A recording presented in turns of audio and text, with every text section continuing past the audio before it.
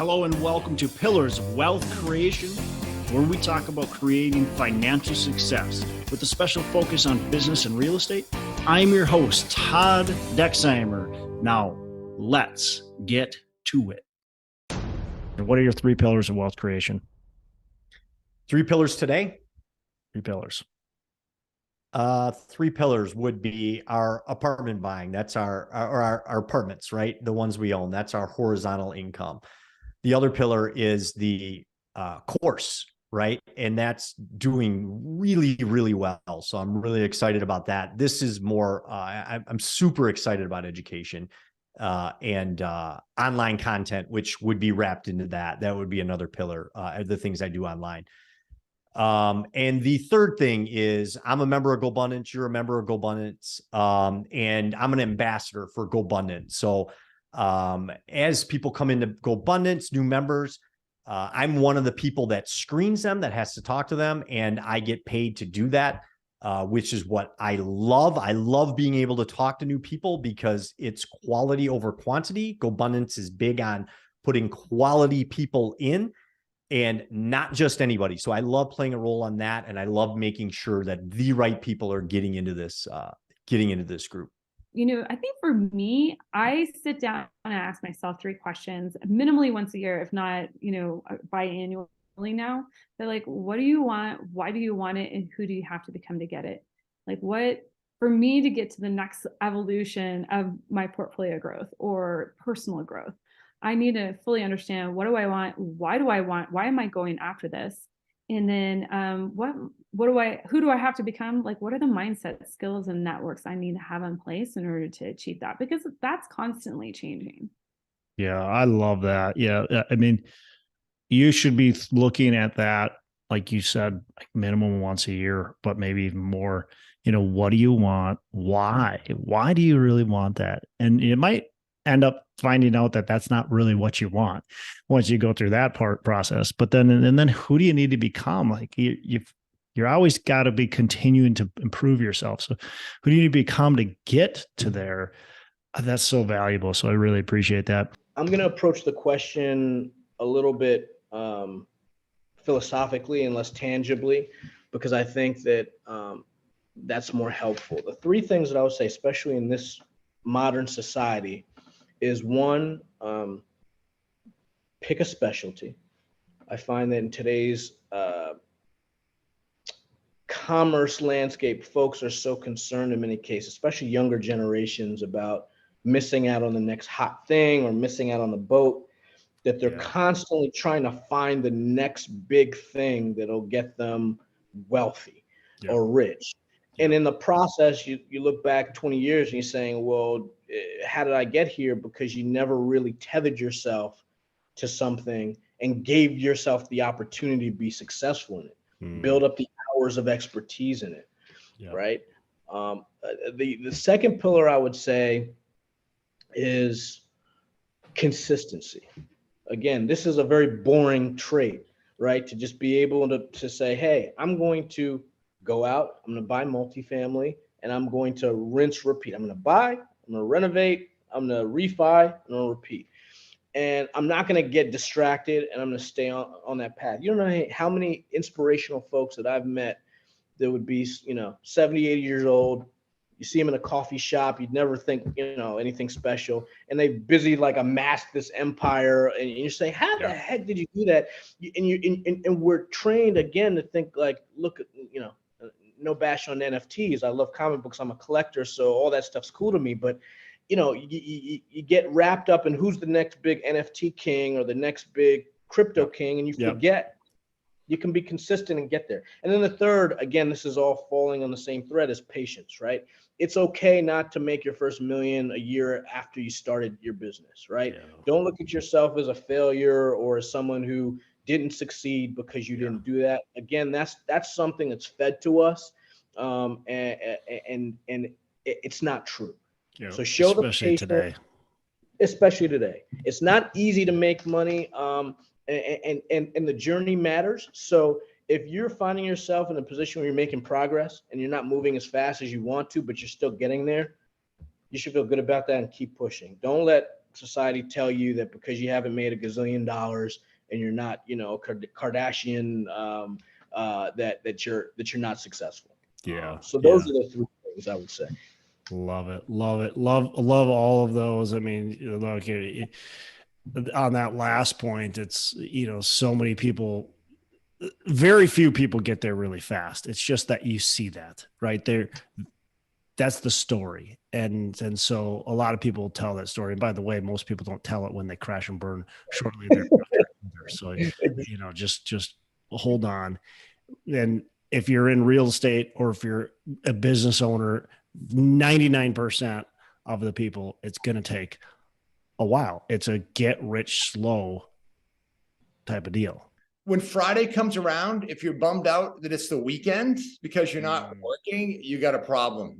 That's what I think. I want to go through a weekend looking forward to Monday when I can play with all the people in my world that are in my business, right? So don't have a case of the Fridays, right?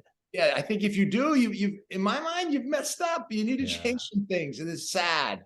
So I think that if, and this isn't saying that, I love every single day of my life, but I think some days are hard.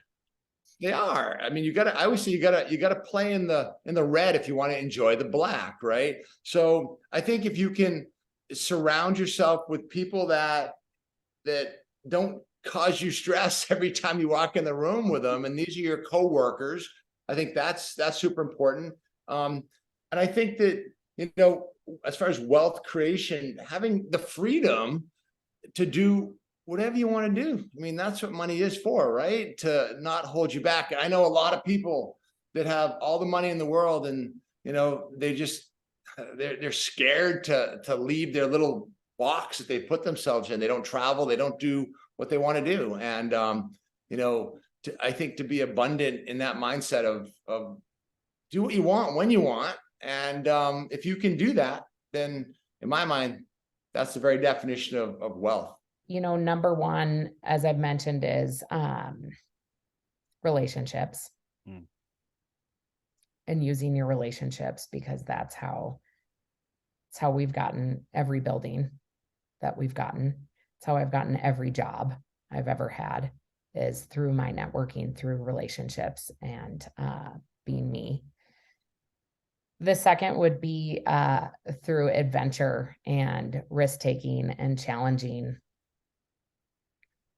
ourselves and our kids and just life in general, challenging the status quo. And number three is, and this is one I'm working on, but it's time blocking. Because in order to be like the extraordinary effort, okay, the unwavering faith is all this other stuff, the mindset, but the extraordinary effort, like that takes time. Yeah. And when you're an entrepreneur, you wake up every day and you're like, okay, what am I going to do today? Yeah. What's on the agenda? Like it's on you. It's on you. 100%. It's on you to plan every day. My girlfriend is an eye surgeon, and the other day I saw her and she was like, Tori, how do you do that every day? And I was like, what do you mean? I was like, how do I do that? I was like, how do you operate on eyeballs, every day? To me, it seems crazy what she's doing, but she was like, no, I mean, I walk into work and I've got my day is just right ahead of me. Yeah. How do you wake up every day and know what you need to do to drive the train? And so my New Year's resolution this year is time blocking, because time blocking and making time for those phone calls, every phone call could change your life. Sharon Lechter just told me a couple of weeks ago. And so you got to make those. If you know that every phone call is going to change your life, you better darn well plan the time for when you're going to make those phone calls. Yeah. Yeah. You got to fit those in your day. And if you're just planning on doing stuff just happens, and it's usually not the stuff that you want to happen or at the right time, right? So stuff will happen. Your day will get filled. What are you filling it with? I think that's the biggest question. So exactly. I love time blocking. It has helped me a ton. I used to not time block either, or at least very effectively, right? And I still struggle with it. It's still a struggle, but you're right. Like an eye surgeon knows, like that person showing up, you've got a patient showing up at this time. You're going to do this X, Y, Z, boom. Like this is your day. It's already scheduled out. For us, so many things that are floating around, and you get interruptions. You get a phone call that comes in or whatever, an email or something. You have to be able to time block, and you have to be able to delegate and move things around. And it can be very challenging, but it's exciting too at the same time. It is. It's exciting. It's a work in progress every day. Always. We're always a work in progress. If you're not, well, then you're probably not growing anymore. And man, I always say, if you're not growing, you're dying. Easily, the first one is be patient and think long term, right? Like if you're going to build something that's bigger than yourself, you have to think long term. Don't think short term results. And then the velocity of capital is really important. It's not only am I investing my money, but it's also how fast can I get my money back to de-risk my investment. And it kind of runs along the same vein of Warren Buffett for rule 1 of investing is don't lose money.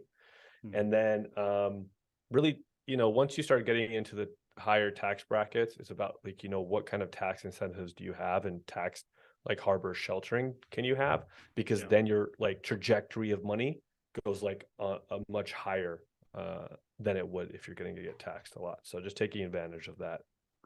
Okay, well, the first one's obvious, real estate. It's the tool, the vehicle to get me where I couldn't get without, doing the other things that I tried. None of them work. So real estate is the first one. It's the vehicle. But like I said, I don't have the passion for it. So the next pillar is something called who, not how. And the fact that I could not do the work myself, but I figured out who I could partner with. And that allowed me to scale. And the third one is the power of leverage. Because of my job as a banker, you were getting paid on, I'll just use going back to the same example, bought the first house for 70, put 15 into it, appraised for 115.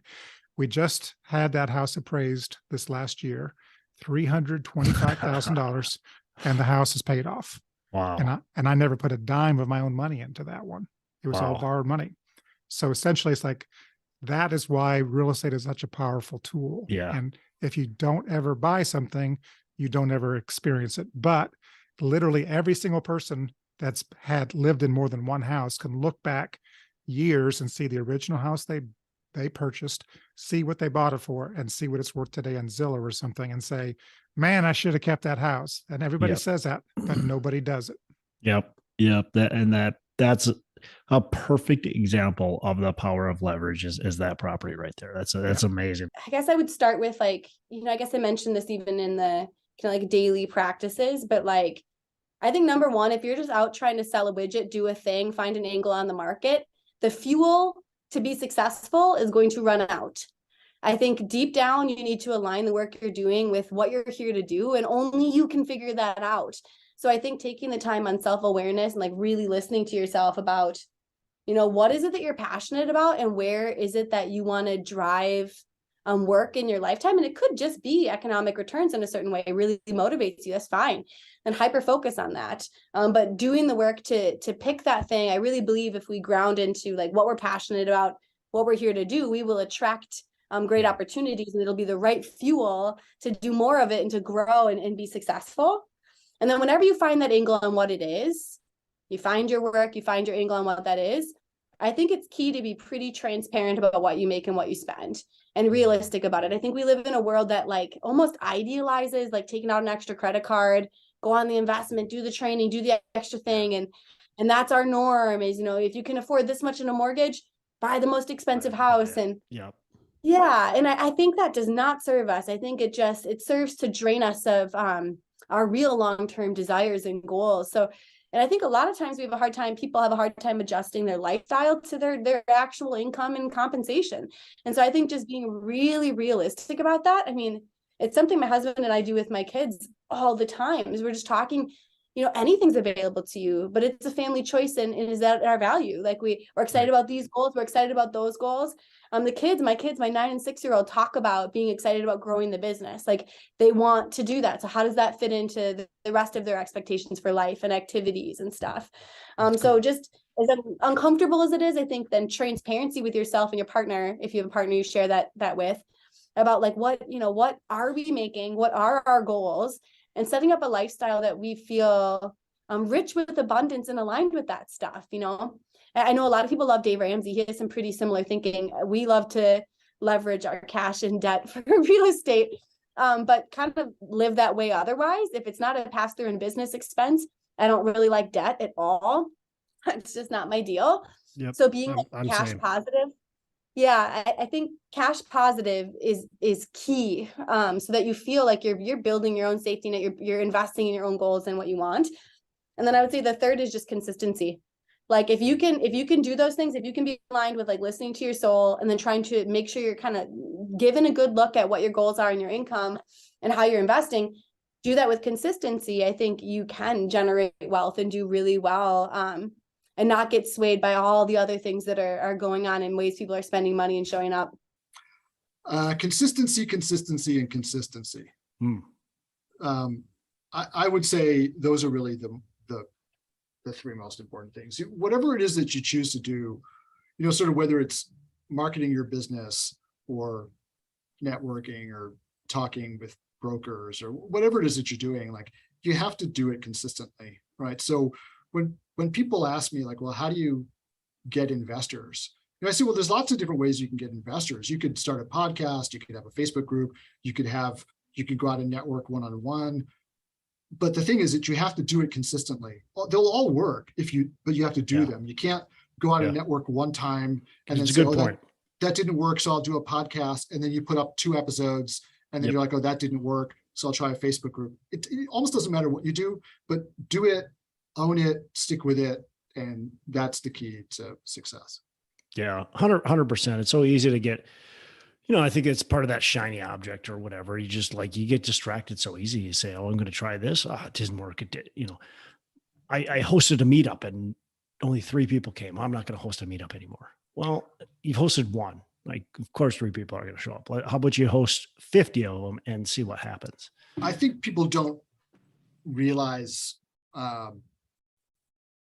how long it takes these things to get traction, right? But then once you get the traction, how easy it is to maintain the traction. Then you can maintain. Yes. Yeah. I love that. Absolutely. I think one of the key things is humility, to know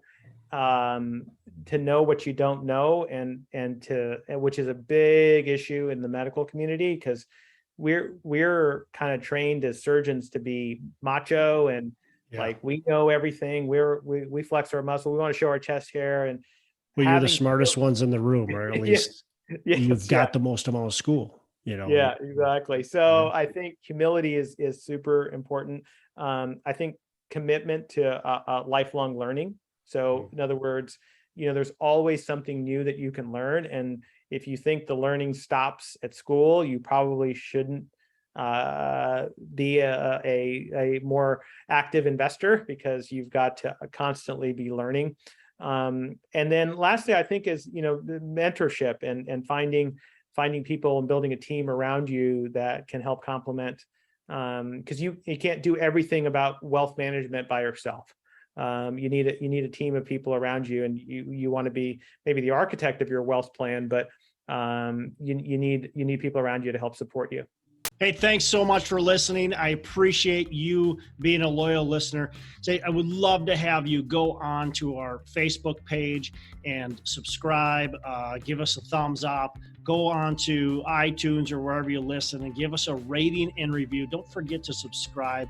Your rating and review just helps us push this out to more and more people and continue to grow our audience, and hopefully positively affect a ton of people out there that really need this and want this. So the other thing I've got for you is a free ebook on my website. So go on to VentureDproperties.com, VentureDproperties.com, and download our free ebook on real estate and on syndication. And I've got some data points in there, some really good stuff for you. So I'd love to have you take a look at that. It's free. I'm not expecting anything from it.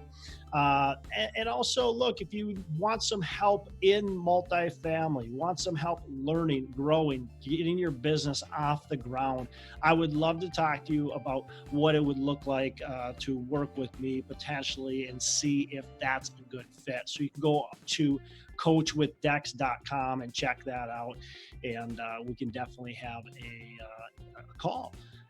Thanks a lot for listening. You make it a fantastic rest of the day. I'll catch you on the next episode.